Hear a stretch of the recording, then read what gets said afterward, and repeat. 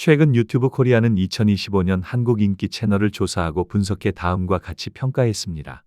2025년은 화려하게 포장된 콘텐츠 대신 꾸밈 없는 진정성과 솔직함으로 대중에게 다가간 크리에이터들이 폭발적인 인기를 얻은 한 해이다. 얼마 전 설교 때 스포츠 예능이 사랑받는 이유가 진정성 때문이라고 분석해 드렸습니다. 기존 레거시 미디어라 불리는 공중파 방송부터 시작해 유튜브 시장까지 진정성과 솔직함이 사람들의 시선을 사로잡고 있습니다. 이러한 현상은 드라마에서도 동일하게 드러납니다. 과거에는 성공의 서사가 있는 드라마가 인기를 얻었습니다. 과거 드라마의 주인공들은 캐릭터가 분명했습니다. 가난하지만 성실하고 끝까지 버티며 결국 정상에 오르는 인물이었습니다. 이러한 서사는 한때 유행했고 실제로 많은 사람을 위로했습니다. 드라마를 보는 시청자들은 나도 노력하면 저 자리에 갈 수 있어 라는 희망을 갖기도 했습니다. 하지만 오늘날에는 이러한 스토리가 사람들에게 예전만큼 와닿지 않습니다. 삶 속에서 경험하는 세계에는 노력만으로는 설명되지 않는 격차가 존재하고 가끔 그 성취가 이루어진다고 해도 진정한 행복으로 이어지기보다 오히려 관계를 망치는 요인이 되기도 한다는 사실을 깨달았기 때문입니다. 요즘 드라마에 등장하는 주인공들은 다음과 같은 특성을 지닙니다. 크게 성공하지도 못하고 때로는 삶의 방향을 잃고 헤매기도 합니다. 하지만 그들은 주어진 삶을 살아냅니다. 무너지지 않으려고 애쓰고 관계를 지키려고 애쓰고 자기 자신을 잃지 않으려고 애씁니다. 말 그대로 평범한 우리의 일상을 대변해주는 캐릭터입니다. 이제 드라마도 비현실적인 성공 스토리보다 현실을 적극적으로 살아내는 평범한 사람들의 삶을 보여주려고 합니다. 현대인들은 가짜가 아닌 진짜를 보고 싶어 합니다. 우리가 일상에서 소비하는 영상 매체는 대부분 진실을 찾아 헤매는 현대인들의 공허한 마음을 잘 보여줍니다. 진짜 사랑을 찾고, 진짜 친구를 찾고, 진짜 스승을 찾고, 진짜 종교를 찾습니다. 현대인들은 끊임없이 진짜를 찾아 떠납니다. 오늘 본문에도 진정한 삶의 가치를 찾아 떠나는 한 사람이 등장합니다. 그의 이름은 야곱입니다.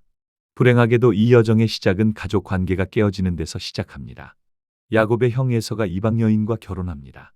이 결혼으로 이삭 가정을 통해 이루실 하나님의 계획이 전부 망가져 버립니다. 이삭이 아버지 아브라함으로부터 이어받은 하나님에 대한 계획이 수포로 돌아가자 이삭은 섭섭한 마음을 안고 둘째 아들 야곱에게 당부합니다. 창 28장 6절 하반절입니다. 너는 가나안 사람의 딸들 중에서 아내를 맞이하지 말라. 요즘 말로 하면 신앙이 없는 사람과 결혼하면 안 된다 는 뜻으로 들릴 수 있습니다. 이삭의 아내 리브가는 좀 더 노골적으로 며느리들에 대한 못마땅한 마음을 표현합니다.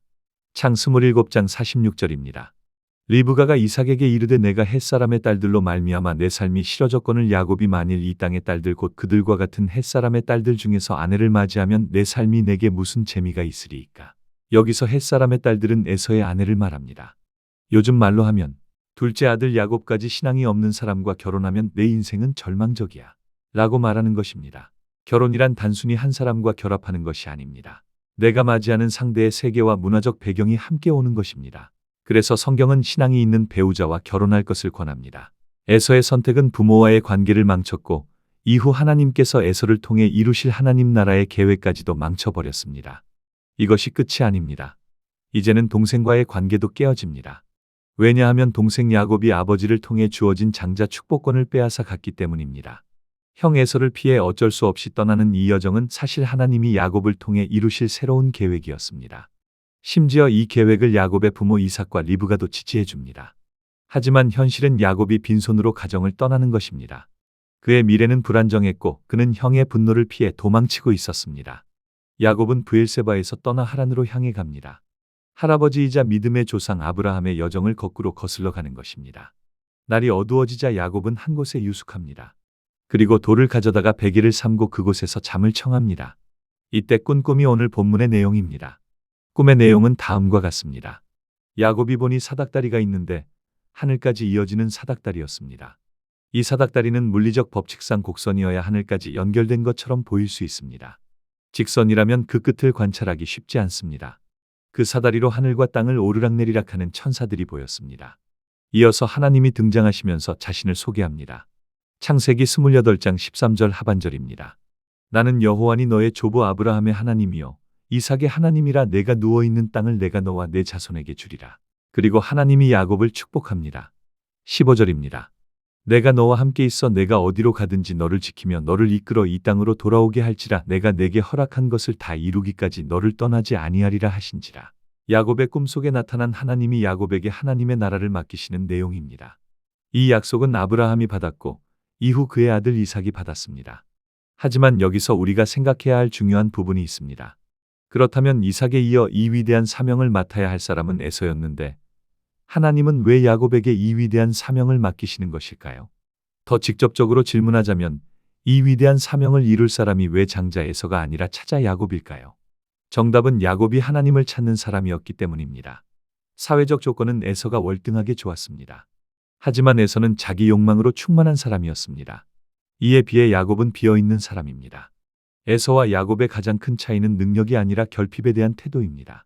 에서는 현실의 욕구에 충실한 사람이며 지금 손에 쥔 것을 놓지 않는 사람입니다. 에서는 이미 자기 세계가 꽉 차 있는 사람이었습니다. 반면 야곱은 약하고 불안하며 늘 결핍을 느낍니다. 그래서 야곱은 하나님의 축복을 원했고 하나님의 약속을 갈망했습니다.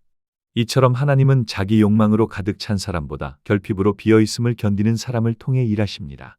야곱이 꾼 꿈은 대림절과 닮아 있습니다. 대림절은 우리가 하나님께 다가가는 시간이 아니라 하나님이 우리에게 다가오시는 시간입니다. 하늘이 땅으로 내려오는 시간, 말씀이 육신이 되어 우리 가운데 거하시는 계절입니다. 야곱의 사다리는 상징이었고 대림절의 아기 예수는 현실이었습니다. 사다리를 타고 내려오시던 하나님은 이제 인간의 몸을 입고 이 땅에 내려오셨습니다. 이 기다림은 미완성의 시간이 아닙니다. 아직 이루어지지 않았지만 이미 관계 안에 머무는 시간입니다. 야곱은 꿈에서 깨어났을 때 곧바로 안정된 삶을 얻지 못했습니다. 문제는 그대로였고 길은 여전히 멀었습니다. 그러나 하나만은 분명해졌습니다. 그는 더 이상 혼자가 아니었습니다. 그는 말합니다. 여호와께서 과연 여기 계시거늘 내가 알지 못하였도다. 장소는 변하지 않았습니다.